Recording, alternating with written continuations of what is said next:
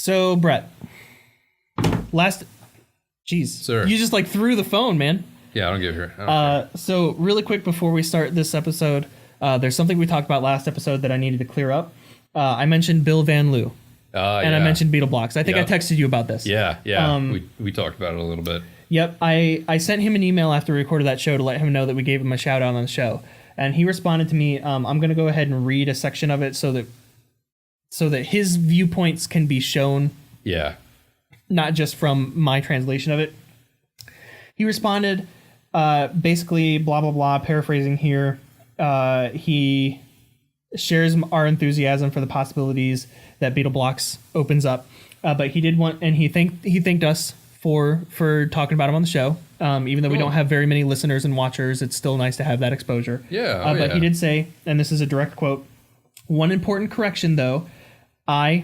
Bill, did not create the Beetle Blocks tool /site myself. That work was done by a team I have no affiliation with. I merely made the tutorial video about how to use it."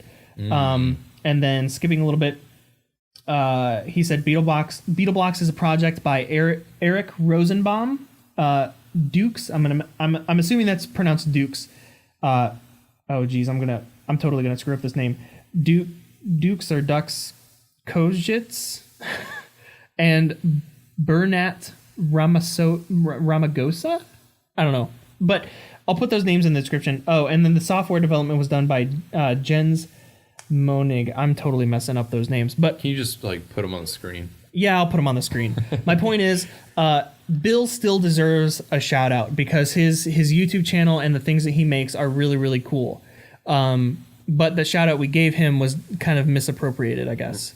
So yeah, shout out to those guys that I just mentioned. I'm not going to totally botch their names again, but shout out to those guys for being the guys who actually created Beetle Blocks. Shout out to Bill for actually making the tutorial video because that was really, really, really useful. Oh, yeah. And a negative shout out to me for not paying attention to how I watched the entire tutorial video. That's how I knew so much about it. But I guess I just misunderstood the beginning of the video when he was mentioning that he was making the tutorial video, but he didn't actually make the software. Right. But it's still a cool software. I still recommend going to check it out. So oh yeah. Apologize to the guys who actually made Bill, who actually made Beetle Blocks.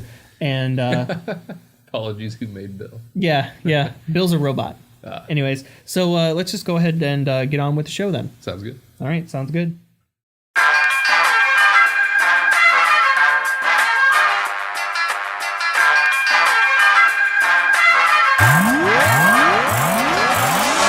Hello, everybody, and thanks for tuning in to the World Through Electrospecs podcast. I'm Caleb. And I'm Brett. And this is the Millennium Falcon. I don't know what camera to look at now. They're all like on the same side of the... Just look at all of them. Oh, we were just talking about how we weren't going to start the show talking about... No, you screwed it already. I already screwed it up. All right, do over. Just edit it out. We'll talk about flamingos or something in the middle of that. We're going to have Pete in the other room laughing every now and then. I'm fine with that. Yeah. So what's up? How's it going? Good, man. I've been good. Just hanging out with family. It's been great. Getting to spend some time with the little one. She's climbing everything, so it's been a lot of fun. Yeah? And how's Emma? Huh? Oh, yeah. No, it's been good. How about you? Been very, very busy. Yeah. Very busy. As usual. What else is new, right? So, so for the video watcher, it's weird I'm not really in that podcasting mood because we're in a different... This is different. I just feel really like laid back, you know? Well, I think that's awesome. That's my favorite part. The comfortable setting. Got the coffee? You don't have coffee. You don't want to... Yeah, it's probably dusty in there. No. But, okay, so... as I was saying a second ago, for the video watchers, you'll notice we're in a slightly different setting. We're actually in the same studio we have been in before, but we're in a different area of the studio. We decided, well, why not mix it up a little bit, go out into like the main common area, like the lounge, because it's a lot more comfy out here. It's a little bit more of like a podcast set. Had to kick the receptionist out. Yeah, yep. Had to kick the receptionist out. Yeah. We got Janine Melnitz out here. Janine. Yeah. Those cookies she made last week. Tell you what. Yep. So...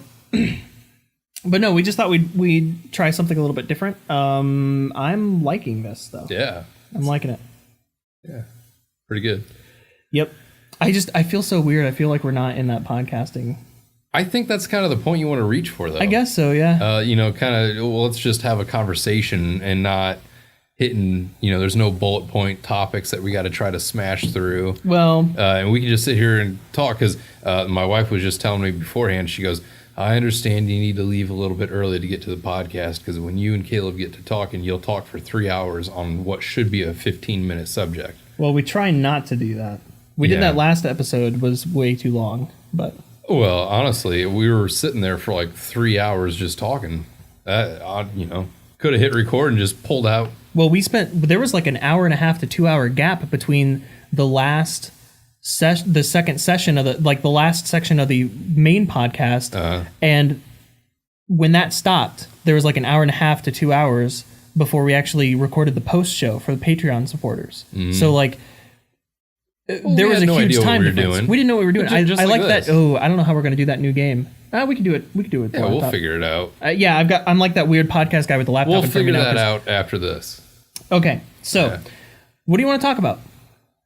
Anything, man. I thought you're supposed to have topics. No, I do have topics. Don't you have topics? I have topics, yeah. Okay. So what do we want to do first? Do we want to do nerdy stuff first? Or do we want to do like the weird kind of like not mental? Let's go with my first one, because it's a very hot topic right now. We're going to talk about... It's a shutter. It's okay. No, one of the cameras just turned off. No. I recognize that sound. One of the cameras just turned off.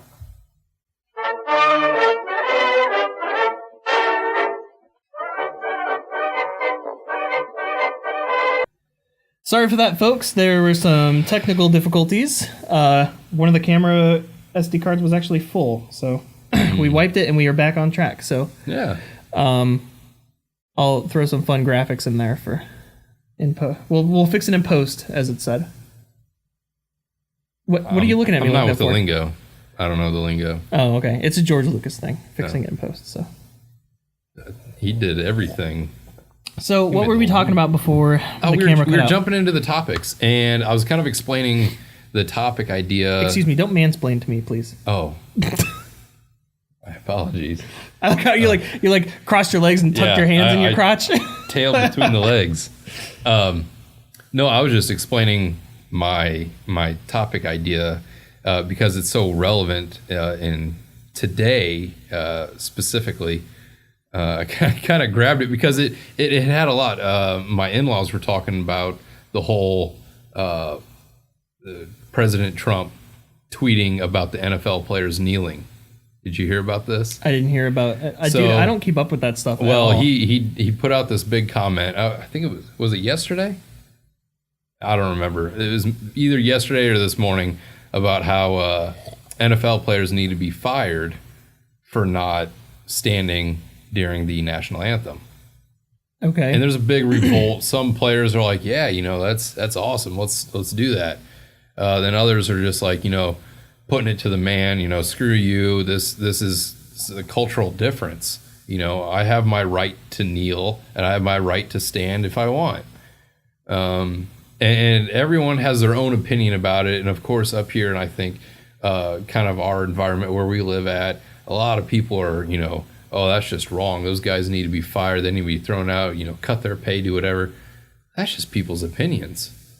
And I think in the long run, I guess I never gave my opinion. I've just been listening to it. Mm-hmm. And so it's been very interesting to hear everyone's thoughts. And I was curious about what your thoughts were on that. I don't really have any because this is the first I've heard of this entirely. So it's just everyone's got to be into everyone's business, and it seems like it. Just like mind your own. If you want to stand during the national anthem at an NFL event, go for it. If you want to kneel, go for it. And I think a lot of people are this is for our country's rights. People fought and died for that. They didn't fight and die for people to stand there during the national anthem. They fought for people to have the choice to stand during the national anthem. The whole idea of freedom in this country, I think, is is kind of gone away. There's certain standards that it seems like everyone has to be following. That's not the idea of what the United States was about. Everyone's got a choice, and they can do whatever the heck they want. I guess that's my 2 cents on it. This is finally my chance to kind of give my opinion on it. Right. And having a military background now, having everyone saying, oh, they need to do this. I gave up a lot of rights when I joined the military. So that way, like, my family could have rights. And one of those rights being the right to choose. So everyone saying, giving their own opinion on what should be this way, it's black and white. The U.S. is one big gray area. There is no black and white. Right. That was kind of my topic that I wanted to bring up today, and it's been snowballing day in, hour after hour. There's always another news update, and the latest one was at the Colts game that was happening right now. All the Colts players came out, stood there. Who were they playing? I don't watch. I have no idea. Steelers? None of them came out. You know what? I don't really care. I'm there to watch a football game. Not, it's not a political movement. I mean, I'm not personally there to watch a game. I don't follow that kind of stuff. But yeah, that was my topic, my rant, I guess. So what you were just talking about, what you're saying right now, that actually reminds me of the topic that I was going to bring up. Okay. Which I don't want to talk about it for too long.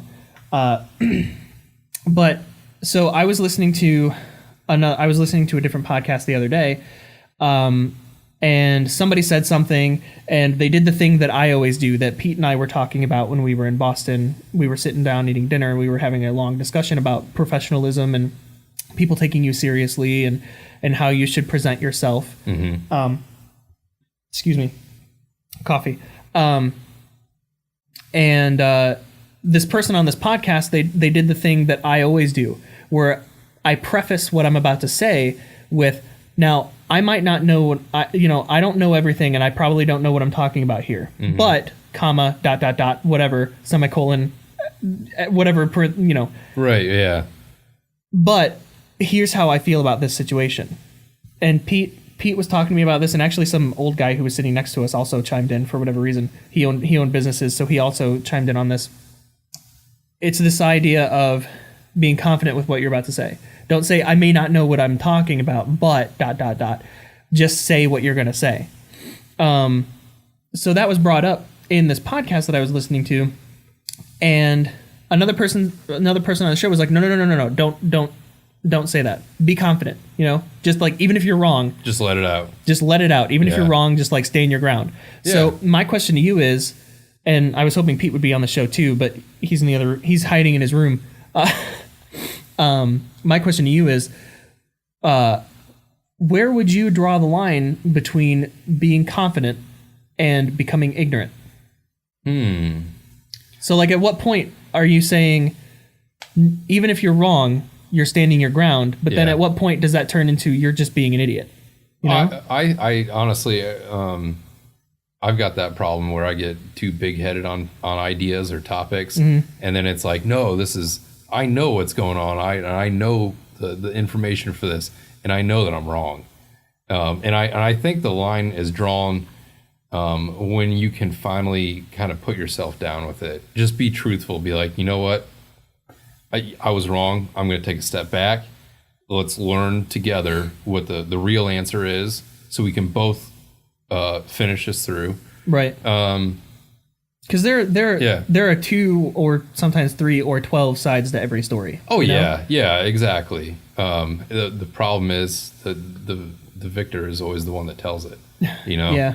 But no, and I'll get bullheaded on some topics, and I'm just I know what I'm talking about, and it's completely asinine. But I think growing up now, and I like to think that I've matured over time. You're a big boy now? I'm a big boy now. I can sit back and be like, hey, I'm going to be honest. I apologize. My information was wrong. I feel like an idiot. But, explain it to me in your terms, or let's look up the information together so we can both come out of this on top, rather than, no, I'm better than you because I know this. And I've never wanted to feel that way, but I think the line is just kind of drawn when you can finally sit back and tell yourself, it's okay to be wrong. Right. It's okay to say that you don't know. And I know that. That's why, like, I always try to almost take care of that before I talk about something. Mm-hmm. Like, I know I'm probably wrong here, but insert comment here. So, but that immediately, whatever you're about to say, you lose your credibility, Yeah. But I think, kind of taking that little bit of guilt with some actual knowledge of what the topic might be is more beneficial in the long run. Right. Just sit back and understand that you're not right 100% of the time. Right. It's more like 99. Right. But interesting. Where do you draw the line at? I don't know. That's why I'm asking. That's why I was hoping that Pete would be here too, because like you guys have a lot more life experience than I do with situations like that. You guys, I mean, you're a businessman. He's a businessman. Yeah. He's been working in the professional field for a long time. So have you. Even though even though you and I are. There's a plane flying over us. Even though weird. You and I are closer to the same age, you still you essentially run your own business. So I have I have more faith in how you would answer that question than how I would answer that question. Yeah, I wouldn't say that I run my own business, but I do. You have more of you have a business degree, Yeah. You have more of an understanding of how to handle yourself professionally in certain situations when you're trying to sell something to a client or when you're trying to sell an idea to somebody, Right. Yeah. So, but I think just a lack of confidence over the years has just gotten me into this mindset and gotten me into this point of view, or not this point of view, but just this mindset of I need to preface everything with I obviously don't know anything, but here's how. And that's just I'm trying to learn and get out of that habit. That's a bad habit. I think what you're describing, I picture more of like in the middle of a circle of people, in the middle of a conversation, the topic arises, and then you start to give your input on it. Mm-hmm. I see, and to me, I don't have time to think about it beforehand. And that's probably where I would draw the line, is if I have time to sit and think about the topic beforehand. Right. Because when you're kind of just surprised with the conversation, and you're kind of taken back, and then you start to give your input on it, trying to draw that line in there there's a lot more leeway with it. Interesting. Mm-hmm. Good conversation. Good conversation. Yeah. I think this is a good place to take a break. Sounds good.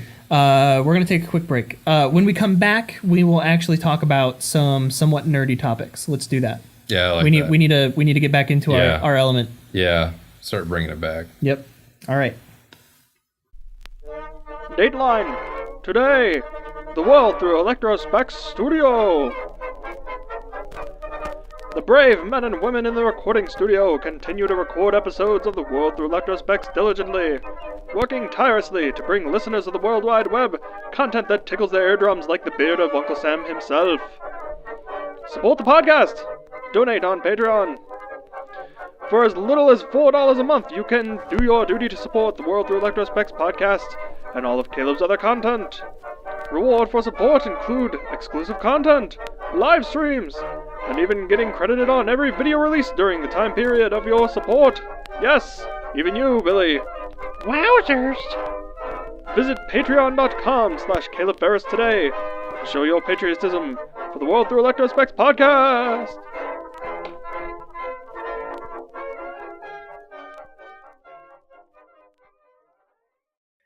And we're back. We are back after that break. So we're going to switch gears here, and we're going to talk about stuff that's a little bit more oriented towards the theme of the show. We're going to try to keep it a little geeky. Something that we actually enjoy. Yeah, something that, well, I mean, we enjoyed talking about that other thing, the other stuff that we talked about, but it's a little bit more. That never happens. I thought you were saying that didn't happen. Yeah. Like, what are you talking about? This is the first episode. I didn't say it. You got no proof. Welcome to the very first episode of the World Through Electrospecs. Welcome to the second reboot. Yeah. The fourth reboot. Fourth reboot. Yeah. We're just gonna, let's make it 5. Speaking of which, there's something interesting. What's that? And I'm not going to turn this into like a flat tire story again, but I was messing with my old laptop the other day, and I happened to stumble across some of the old episodes of the World Through Electrospecs before Pete and I got it started again. Now, they aren't the original episodes of the show, right? With Zechariah, as I explained in the first episode of this show, how the show got started. But I do have all of the episodes from when I have 30 episodes from when I recorded. Were the video as well? With Tim. They were just audio. Just audio. Yeah, so if we ever can't... Yeah, we'll talk about that. But basically, I ran across those. Those were really cool. They were a blast from the past. I might need to... If I ever publish them, I might need to make sure that the intro music isn't actually audible, because that was before I was making sure things were royalty-free. Yeah. But, so I did stumble across that. So, I don't know. Did you have any ideas for topics, or did we just want to roll with a couple that I had? Just roll with what you got. Okay. So, I went to go see yesterday, by myself, like a total weirdo adult nerd. I went to go see the Lego Ninjago movie. Okay. I didn't actually go with anybody. I was alone, which was weird. It was kind of weird. Sit in the corner of the theater? No, I didn't sit in the corner of the theater, but I got a seat right in the middle because I ordered my tickets as soon as they went on sale. My ticket. Oh, that's right. You pick out your seats pick your seat. now. Yep. Yeah. And I don't know if it's ironic or a good thing or a bad thing. I don't really know, but apparently nobody else bought the seats to the right and the left. Totally packed theater, but I was that dude who walked in alone. You bought 3 tickets, didn't you? I did not deliberately buy 3 tickets, but it looked like it. It definitely. As soon as I sat down, I'm like, it looks like I bought 3 tickets to stay away from people. This is so awkward because nobody else bought the seats to the right. There was a huge family to the left. The entire row of seats was completely full. The only empty seats in that entire row were to the right and to the left of me. So nice. Yeah, it's super comfortable. I don't have to share an armrest with somebody, but it was kind of awkward. It was like, there's a bunch of families here, and this one dude walks in on his own. So I went to go see that. I absolutely loved that movie. Yeah. I am positively loving these Lego movies that they're releasing. I walked in there knowing absolutely nothing about Lego Ninjago. I know that it's an individual line that they have. It's a theme that they have in their Lego sets. But I didn't know anything about it. I think they have like a TV show or like a web series or something based on the characters. Mm-hmm. But I didn't care too much about it. See, I didn't realize that they were the I guess the standard Lego characters Ninjago, the series. I always thought it was the bigger, I don't know, like the one's got a flame sword. The next guy, he's fire. The next guy's blue. Have you seen any of the show? Because I haven't seen. Oh, no, you know more right now than I knew walking into the theater. Oh, really? Yeah, I knew nothing about it. I watched some video reviews of some of the sets that were released, as I tend to do. But I didn't know anything about the series or the characters or anything. But basically what it ended up being, it was kind of like, are you familiar? Well, you probably are familiar. Are you familiar with Thunderbirds? Thunderbirds? The planes? No. Like the show, the series. No. Are you serious? Yeah. Am I calling it the wrong name? Thunderbirds? Whereas like these people, it was like this team of guys, and they had like one girl because it's an older show, and each character like had like a color that kind of like they represented, and each one of them had a different kind of like spaceship jet type thing that they would fly. Like one of them had a big oval green one. Are you serious? No. Pete, do you know what I'm talking about? No. You don't know what I'm talking about? What the Thunderbirds? heck? No, I said there was a movie that came out in like I think the early 2000s that had Vanessa Hudgens in it when she first started her career. Okay. Yeah, wow, that's amazing. I thought you were going on about Thundercats for a while. No, I'm talking about Thunderbirds. No, I have never even heard of it. Well, anyways, for the listeners out there who actually know what Thunderbirds is, basically the Lego Ninjago kind of story, I guess. It ends up being kind of like Thunderbirds meets Avatar: The Last Airbender meets Lego meets Legends of Korra, I guess. It's hard. So each character is like a color. So there's like green ninja, blue ninja, red ninja, Ninja whatever. Turtles. kind of, yeah, but there's like 5 or 6 of them instead of just 4. Okay. And each one of them has like a giant robot mech that they drive that's following along with their. How is this not Power Rangers? It seems Power Rangers-y, doesn't it? Yeah. But the mechs don't combine. Okay. So that. Yeah. What losers? Yeah, what Their mechs losers? don't make a big mech. But each character also has that Avatar: The Last Airbender thing going on too. So each character, the color coordinates with the element that they have the power to create. So one of them is essentially a firebender, the other one's essentially a waterbender, that kind of stuff. And like, so like the water character, her colors are blue, and she can create. She can essentially water. But I don't know what to call it other than bending, like an avatar. But she can essentially water bend, manipulating elements. And her giant mech is like one of those big, like pond spider things with the big, like the giant legs that can glide across the top of the water. It's not even like a really aquatic animal though. It's not. It'd but be I like mean, a walking dolphin. It's an animal. Well, it's an insect, but it's kind of like it's a theme that works both on land and on water, so it kind of makes sense. But and then another one is like a dragon, but the main character was voiced by Dave Franco, the little Franco. Oh, okay. Younger brother. Yep, the one that, ironically enough, when voice acting sounds a lot like I forget the guy's name, but the guy who did the voice of Zuko in Avatar: The Last Airbender. So there's another weird connection with Avatar. You never watched Avatar: The Last Airbender? No, I heard a lot of my such a good series. A lot of my friends were into the anime, and then they went and saw. They were into movie. the animes, the hentais. Yeah, the hentais. They're like, check this out. Yeah. This one's got tentacles. but no, they said once they saw the show, like the live action show, they're like, stay away, don't even get into it. So, quick money trail. That live action movie, it was directed by M. Night Shyamalan. So it had a little bit of a weird vibe to it for a show that was based off of a cartoon that was really lighthearted. And there were a lot of things that they changed in that show, but they changed it with this vibe of being a little bit more realistic and true to real life, because it is a live action version of a cartoon show. Yeah. So, but the problem is the diehard fans got pissed off at that. So like, for instance, the main character's name is Aang. In the show, in the cartoon, they call him Aang. His name is always Aang. It's spelled Aang. In the movie, they changed the pronunciation to Ong, and everybody got pissed off at that because they're like, no, his name is Aang, it's not Ong. Yeah. But in that culture that they're basing the show off of, if you have 2 A's in a name like that, it would be pronounced Ong in real life. So they changed. It's just not the cultural pronunciation. The cultural pronunciation would be more like Ong, but in the cartoon show, they named him Aang, and everybody who was diehard. So they changed things in the movie that made everybody mad at the movie. Right. But they were changes that I felt were actually understandable. Mm-hmm. And it's definitely one of those things where, kind of like the Transformers movie, where you have to be a diehard fan, and even if you're a diehard fan, you have to walk into it with an open mind. And if you're not expecting it to be a shot-for-shot remake of the cartoon, you're expecting them to make changes, and you're expecting certain characters to do just different things, kind of like the relation between the Game of Thrones books now and the Game of Thrones show now. Right. I haven't watched any of it, but I know that they're starting to split off a little bit, and certain characters are dying or staying alive at different rates. They did that back at the end of season 2. If you are a diehard fan of Avatar: The Last Airbender, the cartoon, and then you watch the movie walking into it knowing that things are going to change and things are going to be different, it's not that bad a movie. I enjoyed it. It was a really enjoyable movie. Then again, I was a lot younger, when it first came out. But I'm trying to remember who the name of the girl who played. Oh, so that's another weird, stupid connection that only I would care about.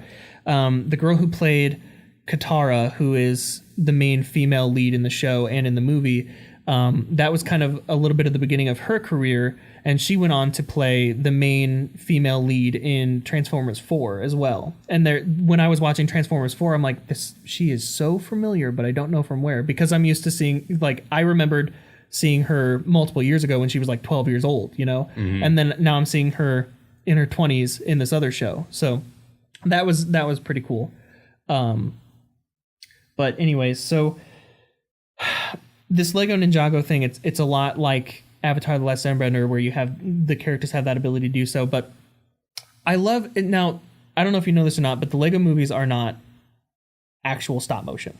Right. Yeah. They're CG, but in their rendering of the videos, or not of the videos, in their rendering of the the footage, they render at a very low frame rate on purpose to make it look like stop motion. And they do things in the movies to make it look like stop motion. Like they purposefully add things in the CGI effects, like things like where the green screen doesn't work properly, or things where you can actually, or where you can see like little pieces of sticky tack that are holding a character on a plate. They add that stuff on purpose to make it look more like. And I've never noticed that. It's really, really subtle. And they, like for instance, the characters, every one of the characters, the CGI models have all the little scratches and broken up, like pieces of the printing is scratched from as if it was sitting in a giant bin of Legos, Yeah, been shuffled around for years. So they go the extra mile to make it look like stop motion when it's not. So even that does a very, very interesting and specific thing, especially for me as an adult Lego fan. It makes the movies more inspiring than they would be if they were stop motion, which is a weird thing to say, because it's giving you this idea of like, wow, this looks like stop motion, and you're sitting there. I mean, kids are going there for a totally different reason. Kids are going there, they're just enjoying, they want to see their characters on the big screen. Yeah. I'm going in there and I'm thinking, I love Lego. It's cool seeing, like, if I had the time and if I had unlimited Legos, how would I recreate the scene in actual stop motion? Oh, it's really cool what they did there in CGI. You could do that with actual stop motion with enough pieces. That's really awesome. It's a really, really inspiring movie just from the technical aspect. But like, just like Lego Ninjago, I'm not big into Batman. I'm not a huge Batman fan. I don't know much about Batman and the different Batman series and stuff. I know enough because through osmosis, as a nerd, through conversations and stuff. But I walked into a Lego Batman movie not being a huge fan of Batman, and I absolutely loved that movie too. That was a hilarious movie. It was so great. You saw Lego Batman? I saw Batman, yeah. Yeah, it was. I'm a huge Batman nerd though. They have great messages to them for kids, and they're fun because they're drawing kids in as a kids movie, know. But even as an adult, they're really, really enjoyable, especially if you're an adult Lego builder, Yep. It just adds more to the inspiration of it, and I like the aspect that here it is, you can watch your imagination come to life on the screen, and then you can go home and play with it. Yep. I thought, man, they really knocked it out of the park when they started doing these Lego series movies. And I'm hoping they continue to do more with different. I mean, can you imagine if we got a Lego Star Wars movie? How much fun would that be? That would be so much fun. Have you played the Lego Star Wars games? Oh, man. So on Xbox. Okay, maybe that's a topic for a different time. Yeah. Yes, I have. I absolutely love them.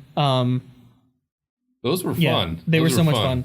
I just recently got back into playing Lego Star Wars: The Complete Saga on Xbox One, because it's my what is it? What's the Moby Dick analogy? It's like it's my white whale or whatever. Oh yeah. We're like keep chasing it. Yeah.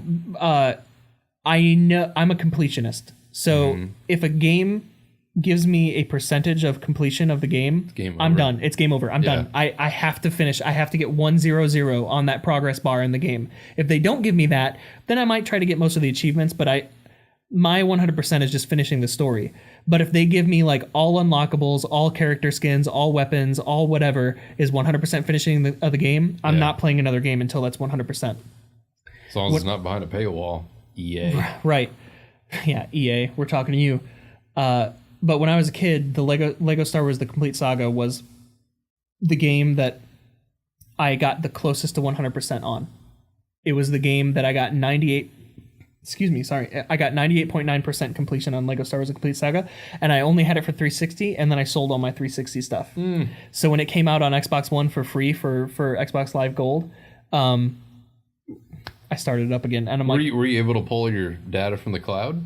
All my achievements transferred over because they're attached to my account. But when you start up the game, it starts you at 0%. Yep. So I think I'm up to like 30% now. But my goal is to get back up to that 98.9. I understand why you say you're a busy man now. Yeah, I'm just playing Lego games. Yeah. I actually haven't touched that game since I started the semester, believe it or not. I haven't touched my Xbox since I stared the semester. I'm sure your teachers are glad to hear that. I'm hoping Pete hears that. I'm sure he does. I'm not kidding though. It's not a joke. Like it's hard for me to keep up with games and stuff like that when I start the semester. Oh yeah. I hear you on that. I haven't touched. I built a new gaming PC and I think I've played like one game on there in the past year.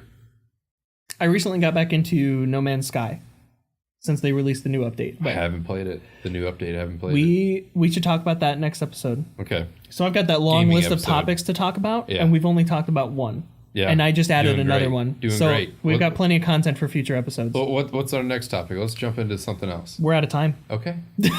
We are out of time. Next time. Next time. We'll have to do a next time on the World Through Electrospecs. Yeah. Just talk Next about episode you start gaming with- and how we don't game anymore. Previously on the World Through Electrospecs. Yeah. And the super dramatic intro. Yep. Where did that silence come from? That was weird. That was so weird. I'm like, okay. All right. So, are we gonna do a post show this episode? Yeah. Yeah, why not? I feel like we should for Patreon supporters, but I don't know if we have time. We is should this do. all still in the show? Yeah, we'll put okay. this in the show. Well, let's talk about what are you watching right now? What are you learning about? What's something We're out of new? time. We got to stop the main show. Oh, okay. We'll talk about that in the post show. Sounds Let's good. talk about that in the post show. Yep. So we'll have a little bit of extra content in the post show. Main show is about to stop, and we'll keep talking in a minute. So thanks everybody for listening. If you want to be a part of that post show, Patreon is the name of the game, and we will be back next episode. So all of our stuff will be in the links in the description, and I'm not going to try to spell my last name on the camera again, or on the recording again. So Just gonna have to go to your house and type it for you. yeah, send me your address. If you, Yeah. I will come over to your house. That's And one of the reward tiers on Patreon. oh, is that I get to come to their Yeah, house? you get to show up at their house. Cost extra if you want to see Wang. Yeah. All right. Bye, everybody.